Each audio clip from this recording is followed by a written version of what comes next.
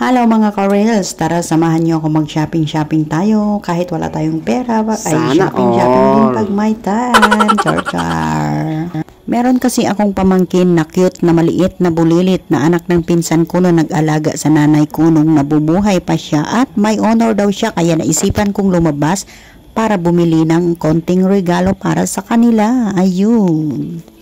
At syempre kukunin na natin ang ating pinamili para ibigay kay Ale na maganda. Ayun, si Ale na maganda. Mabait kasi akong tita at mapagmahal, lalo na kapag lalaki sana. Kasi wala akong anak na lalaki. Pero may hangganan din ang aking kabaitan. Char. At habang nagbibilang si ate ay vlog natin yung mga teddy bear na cute na kasing tulad ng vlogger. Charot.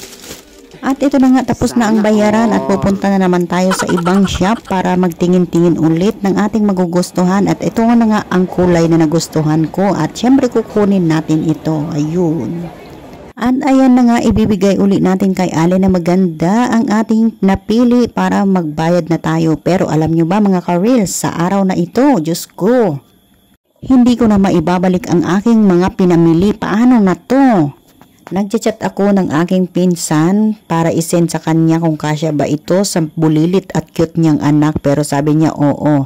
Pagkatapos ko nabili lahat, binilihan ko pa sa ng cellphone, in the end sasabihin niya sa akin na babalik sila ng ilo-ilo, kaya ayoko na ibigay sa kanya itong cellphone na binili ko. Manigas siya dyan.